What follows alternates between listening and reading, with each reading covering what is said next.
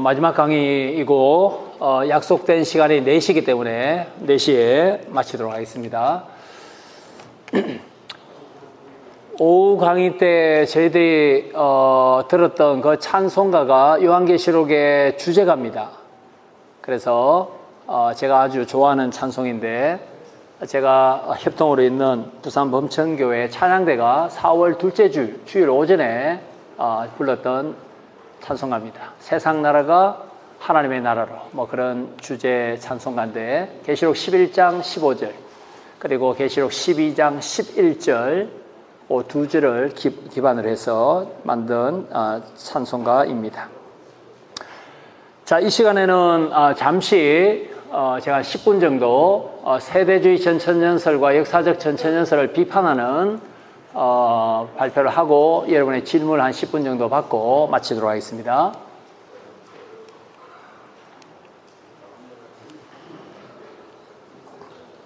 세대주의 전천연설은 존 넬슨 다비가 시조다라고 보면 되겠죠.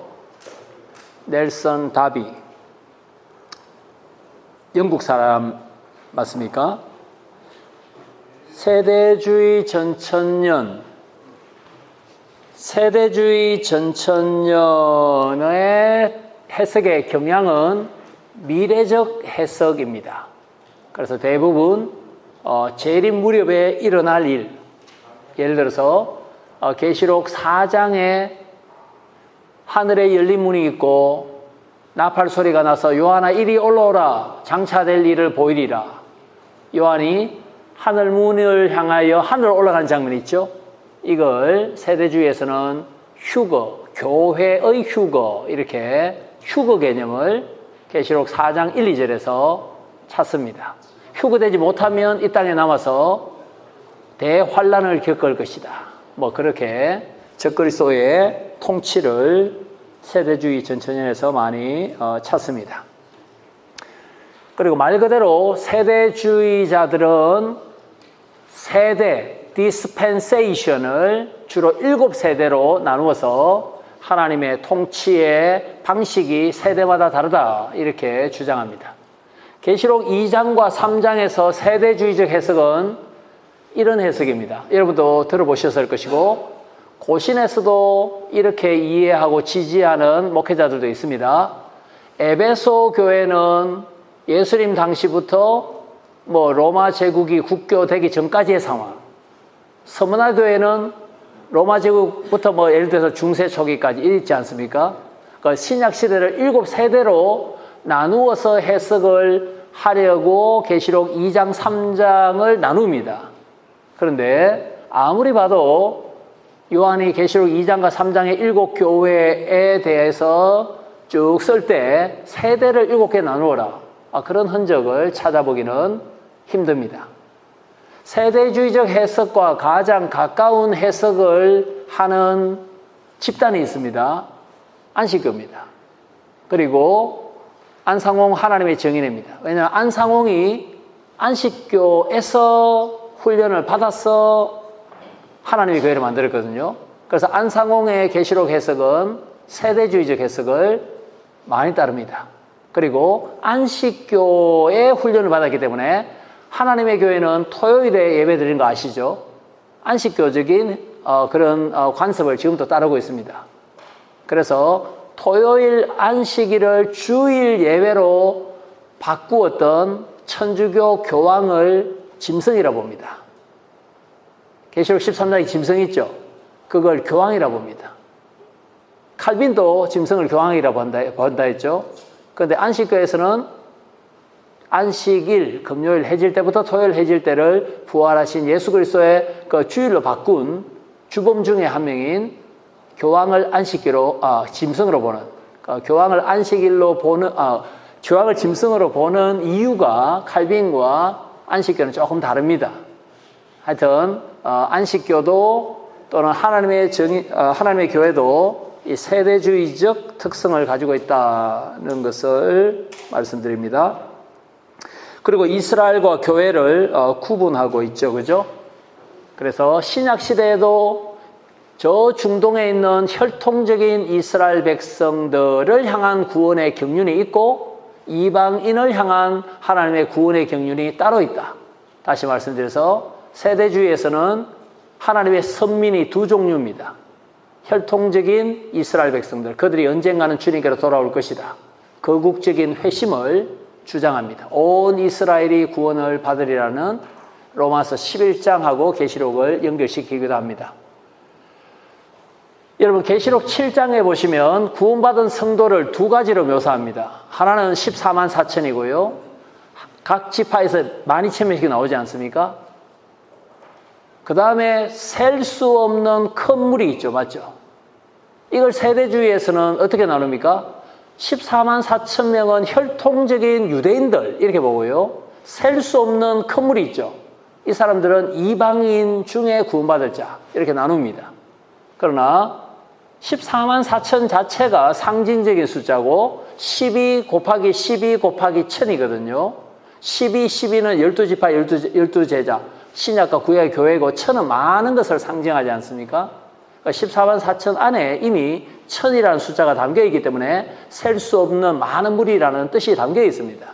그래서 14만 4천이나 셀 수 없는 큰 물이나 구약과 신약의 교회를 다 합쳐놓은 상징적 숫자라고 보아야 되지 14만 4천은 유대인 성도, 셀 수 없는 큰 물이 이방인 성도 이렇게 나누기에는 어렵겠다라고 생각합니다.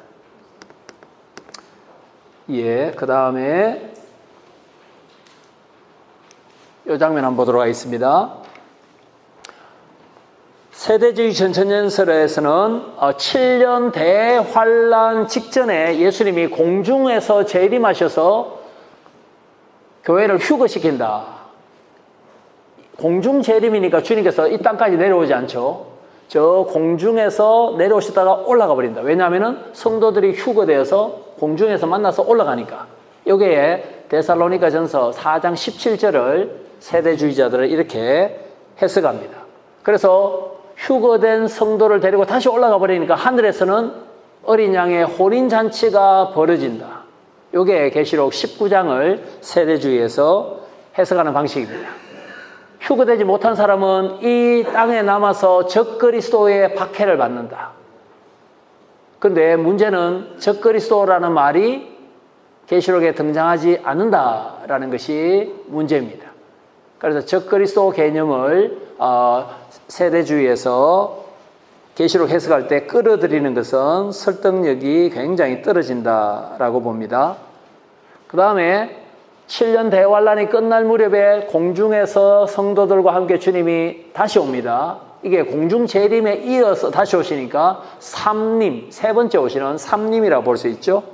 그리하여 지상에서 천년왕국이 시작되고 천년왕국이 시작될 때 어디에서 천년왕국이 시작된다고 봅니까? 통치의 장소가 예루살렘입니다.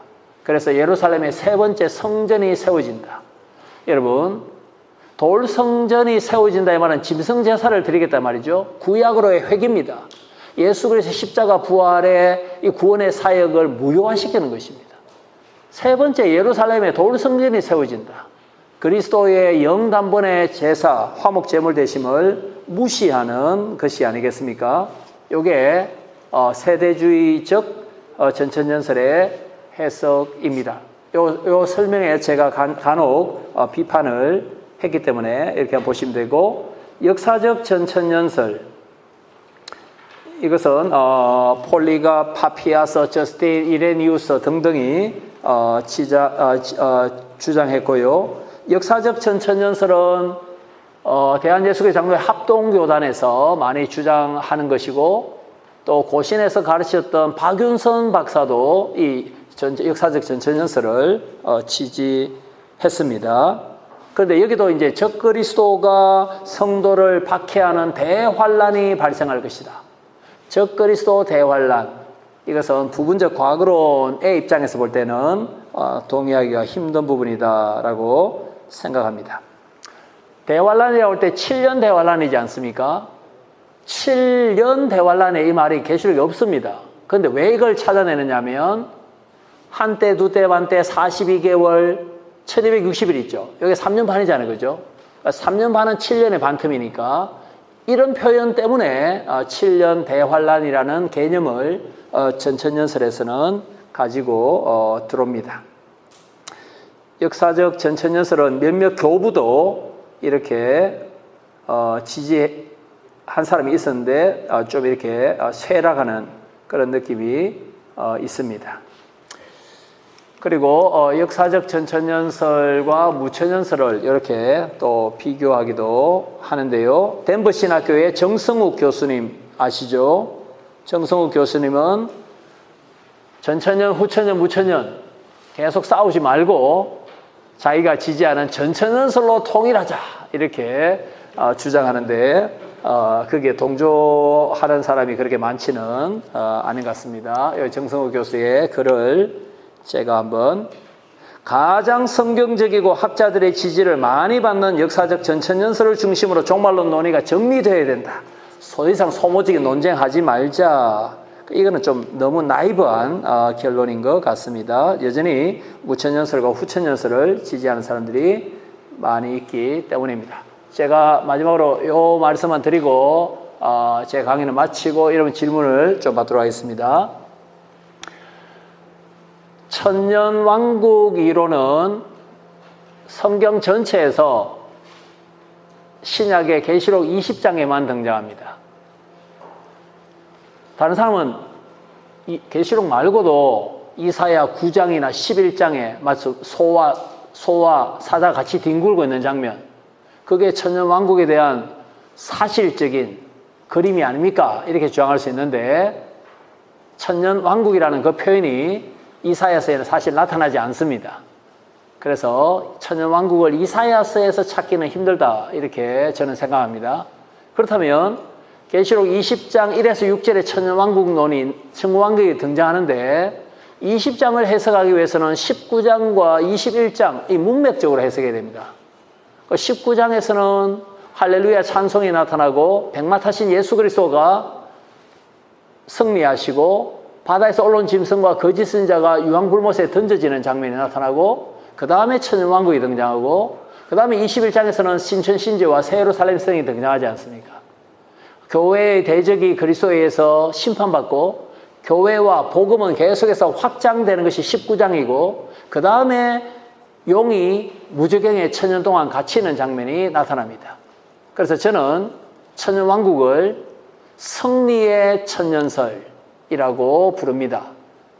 교회와 복음이 그리스도께서 주님 오실 때까지, 재림 때까지 계속하여 남은 자를 통한 교회의 승리, 소망, 이게 천년왕국론의 핵심이다 이렇게 봅니다.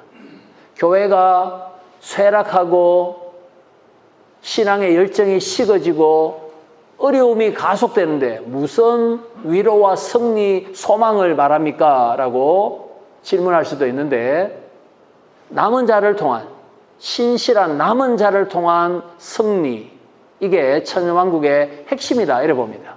그러면 신실한 남은 자가 누구냐 할 때 12장 11절에 세 가지를 갖춘 사람입니다. 12장 11절이 11장 15절 세상나라 하늘나라가 되는 것과 더불어 계시록의 요절입니다. 핵심 구절입니다. 세상이 하늘나라로 되기 위해서는 세 가지를 갖춘 남은 자가 필요하다. 12장 11절에 어린 양의 피, 우리가 정언하는 하나님의 말씀, 죽기까지 자기의 목숨을 아끼지 않는 자, 이 세 가지를 갖춘 사람이 남은 자들입니다. 어린 양의 피를 믿고 복음을 믿고 실천하고 자기의 목숨을 바쳐서 교회와 주님을 섬기는 자, 이 사람이 남은 자입니다. 이 남은 자는 시대를 불문하고 하나님의 나라를 보여주고 증명하고 드러내고 확장하는데 귀하게 쓰임받는 이기는 자다. 이렇게 천년왕국을 저는 소망적으로 낙관적으로 이해해야 된다라고 믿습니다. 이제 시간이 6분밖에 안 남아서 여러분 질문 한두 개 정도 받으면 마칠 수 있을 것 같습니다. 질문하시면 감사하겠습니다.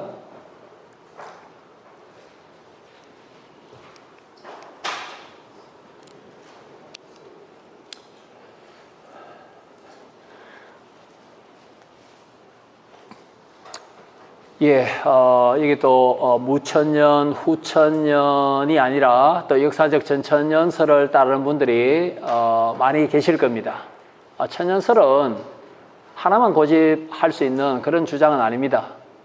우리가 다 말씀을 사랑하고 형제 자매들이기 때문에 천년설에는 이견이 얼마든지 있을 수 있습니다. 미국의 트리니티 복음주의 신학교 안에도 전천년주의자, 후천년주의자, 무천년주의자 같은 신학교 안에도 다양한 천년주의자들이 있습니다. 그래서 본인의 그 주장을 더 성경적으로, 주석적으로, 계시록 주석적으로 좀 잘 다듬는 그런 훈련은 더 필요할 것 같습니다. 예, 다른 질문이 없으시면 저는 내려가도록 하겠습니다. 예, 예. 교수님 잡지에 게재한 논문을 읽었던 적이 기억이 있는데 예. 거기에 굳이 말하자면은 대요리응답에 표현된 종말과 관련된 응답 내용이 수천년이 가까운 것이 아닌가 예. 그런 견해를 필요하셨는데 맞습니다. 예. 어떻게 생각하세요? 예, 제가 남아공에서 THM 할 때, 그 남아공 개혁교회 포체스룸 신학교의 신약 교수님 수업을 들을 때 제가 질문을 해봤습니다. 아피카 반 렌스버그 교수님한테 교수님의 천년 왕국설은 무엇입니까? 하니까 굳이 말하자면 나는 후천년주의자다. 이렇게 답을 하셨습니다. 조나단 에드워즈도 후천년주의자 아닙니까? 근데 1차 대전, 2차 대전 이후에 인간의 이 잔악성, 파괴성, 이것 때문에 후천년, 낙관주의가 많이 꺾여버렸거든요. 그럼에도 불구하고, 남아공 개혁파에서는 후천년을 지지한다. 이것은 장밋빛 낙관주의, 무조건 교회가 잘 된다. 그걸 말한 것이 아니라 12장 11절에 있는 세 가지를 갖춘 the remnant, 신실한 남은 자를 통하여 하나님은 승리를 주신다. 그런 개념으로 설명을 하셨고요. 제가 정확하게 모르겠지만은 칼빈의 기독교 강요 3권을 피카 반 렌스버그 교수님이 참고하신 것 같습니다. 칼빈은 기독교 강요 3권에서 주기도문을 해설합니다. 하나님의 나라가 임하시오며, 그때 칼빈이 뭐라고 설명하느냐면 하나님은 모든 시대를 통하여 교회를 모으시고 교회의 대적을 물리치시고 교회와 복음이 증거되게 하시고 확장되게 하시고 굉장히 승리와 낙관적인 그런 해설을 칼빈이 합니다. 물론 16세기에 제네바의 상황이 복음이 확장되고 가톨릭과의 대결은 있었지만은 그런 상황을 반영한 것인지 잘 모르겠는데, 그래서 후천년 쪽에서는 칼빈을 후천년자로 봅니다. 무천년 쪽에서는 칼빈을 무천년자로 보고, 전천년 쪽에서는 칼빈을 전천년자로 보는 글을 저도 봤습니다.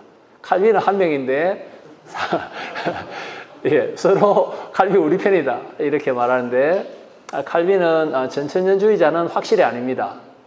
왜냐하면 기독교 강요에서 계시록 20장의 천년은 문자적으로 해석하면 안 된다라고 칼빈이 못을 받고 있기 때문에 문자적 해석을 하는 전천년주의자는 확실히 아니고, 무천년이냐 후천년이냐 뭐 이런 갈등은 이견은 좀 있는 것 같습니다. 그래서 저는 남은 자를 통한 승리, 우리가 계시록이 가르치는 신실한 남은 자로 사역을 한다면 주님께서 우리를 붙잡으시고 이 어려운 시기에도 하나님 뜻이 반드시 이루어진다. 이런 승리와 소망을 우리 사역자들이 꼭 가지고 있으면 좋겠다. 이런 간절한 소망이 있습니다. 예. 예. 예, 감사합니다.